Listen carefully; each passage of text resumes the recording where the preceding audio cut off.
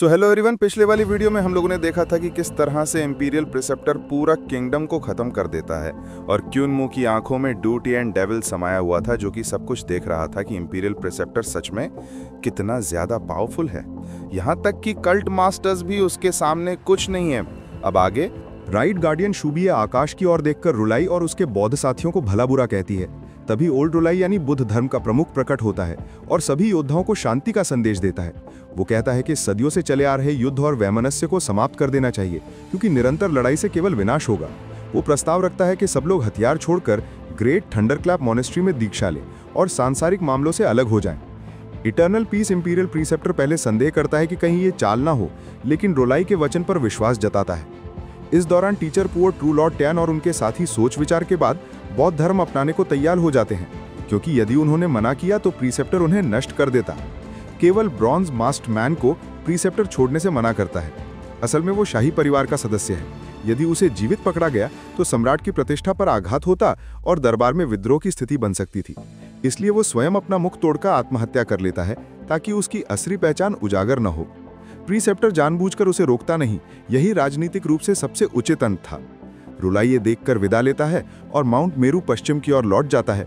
जाते जाते वो नीचे खड़े किन्मू को सीनियर ब्रदर कहकर संबोधित करता है, जिससे सब चकित हो जाते हैं। किन्मू विनम्रता से उत्तर देता है, जिससे उसकी असली पहचान सेक्रेड कल्ट मास्टर के रूप में प्रकट हो जाती है। उसके अनुयायी नाराज होते हैं, पर किन्मू मुस्कुराकर करता है, मैं अपने संप्रदाय का फेस गिरा नहीं सकता। इटर्नल पीस इंपीरियल प्रीसेप्टर को जब पता चला कि नॉर्थ गैरिसन किंग ने विद्रोह किया है, तो उसने दुखपूर्वक कहा कि राजा ने सम्राट के खिलाफ नहीं, बल्कि उसके खिलाफ बगावत की है, क्योंकि उसकी शक्ति बहुत बढ़ गई थी।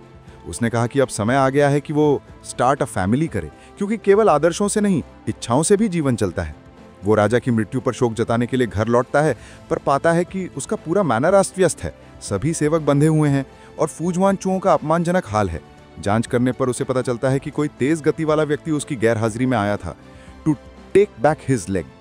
ये वही चोर था जिसने पहले उसका खजाना लूटा था। ट्रेजरी की सील सही दिखती है, पर अंदर सब कुछ खाली है। यहाँ तक कि स्वॉर्ड गॉड की प्रसिद्ध पेंटिंग भी गायब है। दीवार पर लिखा है, I took back my leg, thanks for your treasures, I even slept and pooped on your bed, now our grudges are cleared. Eternal peace imperial preceptor क्रोध से भर जाता है। उसका बिस्तर, चायदान सब गंदे किए गए थे और ऊपर से वो पूरी तरह से ब्रोक हो चुका है। पुराने सेवक बताते हैं कि सारा वेतन खर्च हो गया है और घर में कुछ भी गिरवी रखने लायक नहीं बचा। प्रीसेप्टर सोचता है कि क्या पेंटिंग्स बेच दे, लेकिन बिना नाम के कोई नहीं खरीदेगा। अंततः उसे याद आता है कि किन्मू के पास धन है और वो उसे उधार लेने का निश्चय करता है। दूसरी ओर जब किन्मू अपने निवास लौटता है तो वहां औषधियों की गंध और कीमती औषधि पात्र देखता है। अंदर जाकर वो देखता है कि क्रिपल और ओल्ड माँ बैठे हैं, उसके गाँव के गुरुजन। क्रिपल ने घर से बताया कि उसने इंपीरियल प्रीसेप्टर के घर से अपना लेग वापस ले लिया है। किन्मू मुस्कुराकर कहता है, पर मैं तो इंपीरियल प्रीसेप्टर के साथ ही लौट रहा था, तो वहां कौन था? दोनों एक दूसरे को देखकर चुप हो जाते हैं, मुस्कान में छिपे रहस्य के साथ। किन्मू और क्रिपल एक दूसरे को घूर रहे थे जब ओल्ड माँ ने माहौल को शांत किया। उसने कहा कि वो किन्मू को देखने आए हैं और अपने खोए हुए लिम्स की हालत जानने। क्रिपल मजाक में बोला कि वो तो बस इंपीरियल प्रीसेप्टर के घर से अपना लेग लेने आया था। बातचीत के दौरान ओल्ड माँ ने किन्मू के बचपन का खुलासा किया कि वो जब छोटा था तो हर रात बेड वेटिंग करता था और पूरा गाँव उससे परेशान था। ग्रैनी ने उसे कई बार दूसरे गांव भेजने की कोशिश की, लेकिन हर बार क्रिपल उसे वापस चुरा लाता था। बाकी बुजुर्ग विलेज चीफ अपोथेकरी, म्यूट, ब्लाइंड और डेफ ने भी उसे भेजने की सोची थी, क्योंकि वो रोता, पेशाब करता और शरारतें करता था। किन्मू ये सुनकर शर्मिंदा हो गया और बोला, मैं अब हेवनली डेविल कल्ट का कल्ट मास्टर हूँ, कृपया ये बातें छोड़िए। फिर वो दोनों के लिम्स की जांच करता है। ओल्ड माँ का हाथ अभी भी जीवित है, क्योंकि ग्रेट थंडरक्लैप मॉनेस्ट्री में उस पर बुद्धिस्ट इनकैंटेशन से जीवन शक्ति बनी रही, लेकिन क्रिपल का पैर डेड निकलता है। उसका खून सूख गया है और किन्मू बताता है कि शायद इंपीरियल प्रीसेप्टर ने उसे स्मोक ड्राइड मीट बना दिया हो। क्रिपल गुस्से और डर में हंसता है कि कहीं ये सच ना हो जाए। तभी खबर आती है कि इंपीरियल प्रीसेप्टर मिलने आया है। किन्मू हैरान होता है कि कहीं क्रिपल का चोरी वाला मामला पकड़ा तो नहीं गया, पर प्रीसेप्टर शर्माते हुए पैसे उधार मांगने आया था। उसका घर पूरी तरह लूट लिया गया था। किन्मू उसे 1000 कॉइन देता है। प्रीसेप्टर उसकी गहराई समझकर चला जाता है। बाद में क्रिपल बताता है कि उसने सच में उसका घर खाली कर दिया था और स्वॉर्ड गॉड की पेंटिंग भी साथ ले आया था। किन्मू सोचता है कि गांव की ये सभी बुजुर्ग चाहे कुछ भी कहें, असल में उसी की फिक्र में बाहर निकले हैं। किन्मू ने हर्ब्स को व्यवस्थित किया और ओल्ड माँ के आर्म और क्रिपल के लेग को औषधियों से पोषित किया। उसने इंपीरियल कॉलेज से सदर्न वेनमस इंसेक्ट्स यानी दक्षिणी विष की पाउडर खरीदी। ये सूक्ष्म कीट इतने छोटे थे कि नंगी आंखों से नहीं दिखते। खून में मिलते ही ये जीवित हो जाते। किन्मू ने ओल्ड माँ और क्रिपल के फ्रेश ब्लड से इन्हें एक्टिवेट करके लिम्ब में प्रविष्ट किया ताकि मृत रक्त और सड़ी गली केशिकाएं साफ हो सकें। क्रिपल को डर लगा, पर किन्मू ने समझाया कि ये इंसेक्ट्स हानिकारक नहीं बल्कि शरीर को शुद्ध करने के लिए हैं। वो बताता है कि दक्षिणी प्रदेशों में स्त्रियां इन कीड़ों का प्रयोग ब्यूटी प्रिजर्वेशन के लिए करती हैं, जिससे मृत्यु के बाद भी चेहरा जीवंत रहे। पर इनका एक दुष्प्रभाव है, भूखे होने पर ये जीवित मांस खाने लगते हैं, इसलिए इन्हें समय समय पर फ्रेश ब्लड से फीड करना पड़ता है। किन्मू ने अपने अर्थ यॉन क्रिएशन टेक्निक से औषधि पैट्री उगाया और उसके फलों से औषधि को सशक्त किया। उसने बताया कि यही टेक्निक ग्रैनी सी ने भी प्रयोग की थी, लेकिन उसने इसे विनाशकारी रूप में इस्तेमाल किया था। कुछ दिनों बाद दोनों बुजुर्गों के लिम्स को उपचार के लिए तैयार कर दिया गया। फिर भयानक युद्ध की खबरें आईं। Great Mountain Sect, 9 Specter Sect और कॉप्स इंसेन कल्ट ने विद्रोह कर दिया। इंपीरियल स्कॉलर्स में से 30% मारे गए, लेकिन इटर्नल पीस इंपीरियल प्रीसेप्टर और जनरल यूनवान चुयुन के नेतृत्व में विद्रोह दबा दिया गया। कई विद्वानों की मौत पर गुलिनवान को दोषी ठहराया गया और उसका दर्जा घटा दिया गया। उसने उम्मीद की कि किन्मू मारा गया होगा, लेकिन कैजुअल्टी लिस्ट में उसका नाम नहीं था। उल्टा इंपीरियल ने किन्मू को पुरस्कार देने का आदेश भेजा। इससे गुलिनवान का चेहरा उतर गया। गुलिनवान बहुत परेशान था, हर तरफ से उसे चेतावनी जैसी बातें मिल रही थी। तभी एक एक करके इंपीरियल डिक्री यूनक्स उसे टकराने लगे। हर कोई उसे कहता था कांग्रेचुलेशंस। उसे पता चला कि किन्मू, जो कि इंपीरियल एकेडमिशियन था, एक दिन में 3 प्रमोशंस मिल गए। पहले रिबेलियन में मेरिट के लिए, फिर साउथ बॉर्डर पर कंट्रीब्यूशन के लिए और आखिर में इंपीरियल प्रीसेप्टर की चोट ठीक करने के लिए। अब किन्मू की रैंक अपर 5th रैंक पैलेस ग्रैंडी हो गई, यानी गुलिनवान के लगभग बराबर। गुलिनवान के चेहरे का रंग उड़ गया। प्रमोशंस पर पैसे खर्च करने पड़े और अब उसकी अपनी गिरावट साफ दिख रही थी। वो एम्परर यांगफेंग से मिलने पहुंचा, जो रिबेलियन में मारे गए स्कॉलर्स की लिस्ट पढ़ रहा था। सम्राट बहुत क्रोधित था। किसी ने गोपनीय सूचना लीक की थी जिससे स्कॉलर्स मारे गए। उसने गुलिनवान से पूछा कि दोषी कौन है। डर के मारे गुलिनवान ने कहा, यह गद्दार हमारे में से किसी फर्स्ट रैंकिंग ऑफिशियल में है। सम्राट ने उसे जोर देकर बोलने को कहा तो गुलिनवान ने क्राउन प्रिंस के कुछ शिक्षकों पर शक जताया। सम्राट गुस्से से काम गया, पर फिर शांत होकर बोला, तुम चतुर व्यक्ति हो, लेकिन याद रखना किन्मू से मत उलझना, उसकी शक्ति तुम्हारी कल्पना से परे है। उधर इंपीरियल प्रीसेप्टर सोच में डूबा हुआ था, शायद क्राउन प्रिंस अब ताज के लिए जल्दबाजी करेगा। इंपीरियल कॉलेज में किन्मू ने तीनों डिग्री से एक और रख दिया और अपनी कल्टीवेशन जारी रखी। वो 5 एलिमेंट्स रिल्म की 5th ट्रांसफॉर्मेशन सैट्यून सॉवरेन फॉर्म सीख रहा था। उसका शरीर सांप की तरह बन गया और पीछे 2 रहस्यमय गेट प्रकट हुए। गेट और स्क्रॉल पर अजीब टैडपोल स्क्रिप्ट लिखी थी जिसे वो समझ नहीं पा रहा था। तभी उसके मन में एक गहरी डेविलिश वॉइस गूंजी, ये यूदू की राइटिंग्स हैं और तुम जैसे कमजोर इसे नहीं पहचान सकते। आवाज किन्मू को पहचान रही थी, वही जिसने पहले उसकी आंखें उधार ली थी देखने के लिए। चिन्मू के भीतर अचानक हड्डियां जमा देने वाली ठंड दौड़ गई। ड्यूटी एंड डेविल किंग की आवाज उसके मन में गूंज उठी।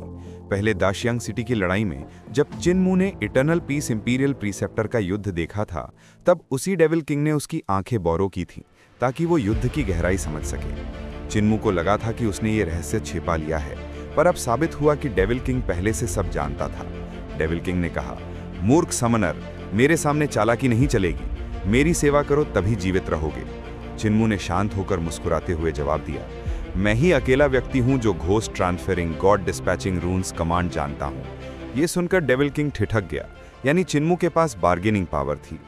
चिन्मू समझ गया कि डेविल किंग को नष्ट किया जा सकता है, वरना वो इतना सावधान न रहता। डेविल किंग बोला कि उसका संसार ड्यूटियन नष्ट हो चुका है और वो अपने लोगों के लिए एक नया संसार चाहता है। चिन्मू से डेविल्स को समन करवाना चाहता है। चिन्मू ने सोचा कि वो झूठ बोल रहा है, पर चुप रहा क्योंकि डेविल किंग उसके शरीर में रहकर उसे तुरंत मार सकता था। फिर डेविल किंग ने उसे यूदू की लैंग्वेज सिखाने का लालच दिया। कहा कि यह वही भाषा है जिससे सोल गाइड जैसी स्पेल्स बनी और इन्हें सीखकर वो इटर्नल पीस इंपीरियल प्रीसेप्टर से भी शक्तिशाली बन सकता है। चिन्मू उत्सुक हुआ, पर सौदा करने से पहले सावधानी बरती। डेविल किंग ने ओथ ऑफ अलायंस का प्रस्ताव दिया, अगर कोई धोखा दे तो उसकी आत्मा अर्थ काउंट ले लेगा। चिन्मू ने डेविल लैंग्वेज में शपथ सुनते हुए आधा समझा आधा नहीं, पर डेविल किंग की चाल पकड़ ली और मना कर दिया। आखिर चिन्मू ने कहा, आओ ये ओथ मनुष्यों की भाषा में करें। डेविल किंग चुप होकर बड़बड़ाया, ये बदमाश सच में शैतान जितना चतुर है। चिन्मू ने डेविल किंग ड्यूटियन से समझौते की शर्तों को बड़े चतुराई से डिसाइफर किया। उसने डेविल लैंग्वेज का सिर्फ 40-50% जाना था, पर बाकी को साइफर की तरह समझते हुए सीख लिया। गॉडेस पास और डूम सेपरेशन पैलेस के अनुभवों से उसे इस भाषा की कुछ समझ थी। जब ड्यूटी एंड डेविल किंग ने ओथ लिया, चिन्मू ने शब्द दर शब्द तुलना की और भाषा में निपुण हो गया।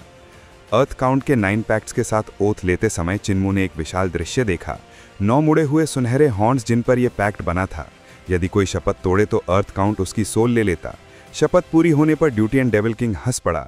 उसने खुलासा किया कि ये उसका कॉन्शियसनेस मात्र है, असली शरीर नहीं। इसलिए चिन्मू ने उसी के साथ ओथ किया जिससे वो कुछ नहीं खोएगा। चिन्मू भी मुस्कुराया और कहा कि वो समन डेविल्स को मार देगा जिससे पैक्ट ना टूटे। आखिर दोनों ने समझौता किया। चिन्मू एक गॉड स्टैचू मैकेनिज्म बनाएगा जिसमें डेविल किंग की कॉन्शियसनेस बच सके। चिन्मू को अचानक एहसास हुआ कि अगर उसने पहले डेविल समन नहीं किए तो अर्थ काउंट उसकी सोल ले लेगा। उसने तुरंत कदम संभाल लिया। इसी बीच हूलिंगर बार बार इंपीरियल प्रीसेप्टर के 1000 कॉइन्स की बात करती रही। दिन रात दरवाजे पर इंतजार करती रही। चौथे दिन वो निराश हो गई कि शायद पैसा नहीं मिलेगा। तभी प्रेसेप्टर का बटलर एल्डरफू कॉइन्स लेकर आया। हूलिंगर की आंखों में चमक लौट आई। एल्डरफू ने चेताया कि शहर में एक रहस्यमयी ठीफ घूम रहा है जिसने कई बड़े अफसरों को लूट लिया है। तभी 2 अमीर दिखने वाले बुजुर्ग अंदर आए, एक क्रिपल और एक घरवाले के भेष में। एल्डरफू ने चिन्मू को कॉइन्स लौटाए और बताया कि बाकी परिवारों को भी वो पैसे वापस देने जा रहा है क्योंकि चोरी के बाद वो भूखे मर सकते हैं। तभी क्रिपल और ओल्ड माँ पहुंचे। क्रिपल चमकदार कपड़ों में था जबकि ओल्ड माँ शांत भाव से दिख रहा था। उन्होंने बताया कि वो लेजाओ जाकर डिजास्टर रिलीफ कर रहे थे और उनकी नकली सजावट असल में पॉन की गई चीजों की जगह थी। सारा असली धन लोगों की मदद में लगा। चिन्मू ने उन्हें डेविल समनिंग के बारे में बताया। क्रिपल ने चिढ़ाते हुए कहा कि कहीं उसे डेविल किंग ने धोखा तो नहीं दिया। ओल्ड माँ ने अपनी थर्ड आई खोली और बुद्धा लाइट छोड़ी जिससे डेविल किंग चीख उठा। चिन्मू ने कहा कि उसने पैक्ट ऑफ अर्थ काउंट किया है जिससे दोनों एल्डर्स चौंक गए। उन्होंने चेतावनी दी कि ये ओथ बहुत खतरनाक है, पर चिन्मू ने कहा वो सिर्फ यूदू लैंग्वेज सीखना चाहता था। फिर चिन्मू ने डेविल समन करने की तैयारी की। उसने इंपीरियल कॉलेज के वेयरहाउस से बोन्स लाकर मंत्राचार किया। एक ब्लैक पिलर जैसा एनर्जी बीम स्कॉलर्स रेसिडेंस पर गिरा। सब घबरा गए, पर तभी ओल्ड माँ के बुद्धा पावर ने डेविल की शक्ति नष्ट कर दी। स्कॉलर्स और डायरेक्टर्स दंग रह गए। गोलिनुआन डर गया और बाहर से शांत दिखा पर अंदर से कांप उठा। हिज मैजेस्टी सही थे, चिन्मू से पंगा नहीं लेना चाहिए। चिन्मू ने डेविल किंग को याद दिलाया कि उसने वादा निभा दिया, अब उसे यूदू की लैंग्वेज सिखानी होगी। डेविल किंग ने सिर्फ एक लाइन सिखाई, गेट ऑफ अर्थ ओरिजिन। चिन्मू ने अंदाजा लगाया कि यह कोई ट्रैप है। जब डेविल किंग स्टैचू में प्रवेश किया तो चिन्मू की बनाई मैकेनिज्म ने उसे जकड़ लिया। स्टैचू जाम हो गया। हूलिंगर ने मुस्कुराकर कहा, यंग मास्टर ने तुम्हें सचमुच मूर्ख बना दिया। चिन्मू ने ओल्ड माँ का आर्म और क्रिपल की लेग दोबारा जोड़ी और दोनों को मेडिकल कॉल्ड्रन में रखा। हूलिंगर आग संभाल रही थी। जबकि चिन्मू बाहर आया तो देखा कि स्कॉलर्स रेसिडेंस के आसपास अब लोग डर से गायब थे। सिर्फ ड्यूटी एंड डेविल किंग उसकी बनाई गॉड स्टैचू में फंसा खड़ा था। उसने उसके गियर्स घुमाए जिससे वो थोड़ा चला, पर फिर लॉक्स बंद हो गए। उसने ड्रैगन क्विलिन से कहा उसे कोर्टयार्ड में वापस खींच लाए। डेविल किंग गालियां देता रहा, पर स्टैचू में लगे रोलैंड्स गोल्डन पैलेस सीलिंग रून्स ने उसे बांध रखा था। चिन्मू ने कहा कि अगर डेविल किंग यूदू लैंग्वेज सिखा दे तो वो उसे छोड़ देगा, पर डेविल किंग गुस्से में मना करता रहा। उधर क्रिपल और ओल्ड माँ दवा में आराम से पक रहे थे और क्रिपल हंसते हुए कहा कि चिन्मू अब सचमुच बड़ा हो गया है, इतना चालाक कि उन्होंने डेविल किंग को बिना उनकी मदद से फंसा लिया। ओल्ड माँ ने याद दिलाया कि वो पहले कांस्टेबल और जस्टिस ऑफिसर रहा था, इसलिए क्रिपल को उसकी नज़र से असहजता होती थी। सुबह दोनों एल्डर्स स्वस्थ होकर निकले। चिन्मू ने उन्हें सलाह दी कि लिम को धीरे धीरे ट्रेन करें। उन्होंने उसे विदा किया और कहा न्यू ईयर पर घर लौटना। रास्ते में दोनों की मुलाकात इंपीरियल प्रीसेप्टर से हुई जिसने एम्परर्स डिस्क वापस मांगा। क्रिपल ने हंसकर कहा कि वो तो पैलेस ग्रांडी को गिफ्ट कर चुका है। प्रीसेप्टर चकित रह गया और बोला कि सच्ची शक्ति लोगों के समर्थन से आती है, ना कि किसी वस्तु से। वापस स्कॉलर्स रेसिडेंस में चिन्मू ने एम्परर्स डिस्क को पाया। क्रिपल भूल गया था। उसने सोचा इसे बाद में लौटाएगा। फिर उसने डेविल किंग को आज़ाद किया, पर डेविल किंग फिर भी अभिमान से बोला। चिन्मू ने हूलिंगर से कहा कि अब वही इस मैकेनिकल स्टैचू को नियंत्रित करना सीखे। डेविल किंग अब उसका खिलौना बनेगा।